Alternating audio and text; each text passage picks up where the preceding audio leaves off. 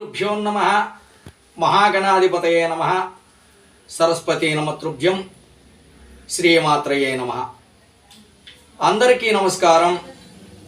మన సత్యదేవలో వచ్చేటువంటి ప్రతి ఒక్క ఆడియోని మీరు వినటము మరియు షేర్ చేసుకోవటము, సబ్స్క్రైబ్ అవడానికి కూడా ఈవేళ మనకు ముఖ్యమైన కండక్ట్ ఏంటంటే, శనివారం నాడు శ్రీ వెంకటగిరినాథ అలివేలమంగ బీవీ నాంచార్మ పద్మావతి శ్రీనివాస సహిత వెంకటేశ్వర స్వామికి ఇష్టమైన వారము శనివారము. మరి శనివారం నాడు ద్వాదశ రాసులు అందరూ వారు కూడా, అనగా 12 రాసుల వారు మీ సమస్య మా సమాధానం అనే శీర్షికన మీకున్నటువంటి ప్రతి ఒక్క సమస్యను మాకు తెలియపరిస్తే వాటిని సహృదయంగా సహృదయతో అర్థం చేసుకుని సంతోషదాయకంగా చూసి మీకు వివరించి సమాధానాలు కూడా చెప్పబడుతున్నవి. ముఖ్యంగా ఈవేళ విషయం ఏంటంటే, ఎందరికో సంతానం కలక్క పెళ్ళయి 3 సంవత్సరాలు 4 సంవత్సరాలు అనేకమైనటువంటి బాధలు పడుతూ ఉంటారు.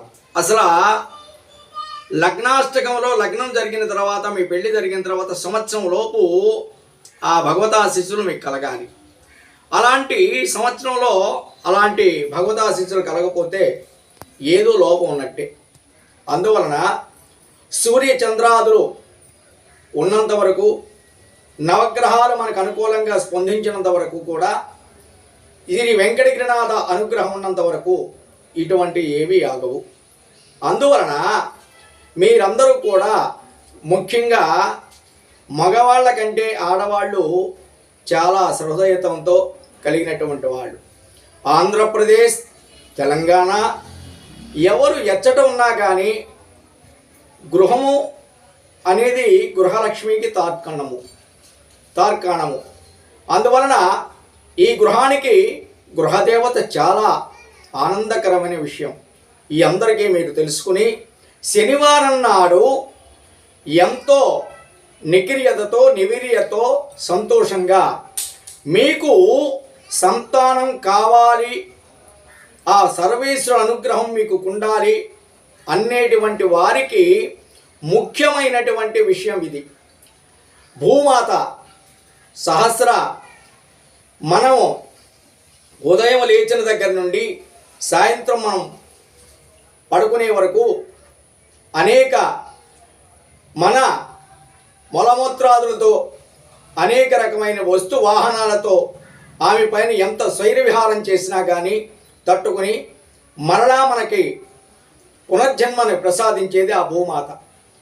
అందుకని ఆ భూమాతలో అన్నపూర్ణ సహిత అమ్మా, పొడమి దేవానుదేవతలారా, దేవుళ్ళారా, నాకు సంతానం లేదు, నాకు సంతానం కలగటానికి మీరే ప్రత్యన్య మార్గం చేయండి అని చెప్పేసి, ఎవరైతే గృహిణి శనివారం నాడు ఒంటిపూట భోజనం అనగా అపరాహ్నకాలం 2 గంటల లోపు ఉదయం పూట సంతోషదాయకంగా ఏరే ఇస్త్రాకులు కాకుండా, అంటే కేవలం సంతానం లేని వారికేనండి ఈ వర్తించేది.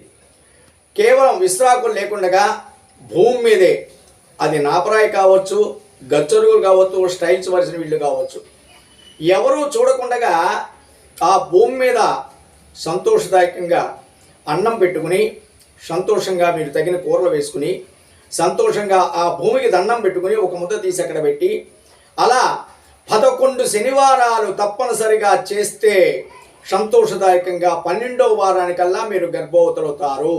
ఇది సత్యము. ఆ వెంకటేశ్వర స్వామి అనుగ్రహంతో మీకు సంపూర్ణంగా దీర్ఘాయురారోగ్యములు కలుగునుగాక.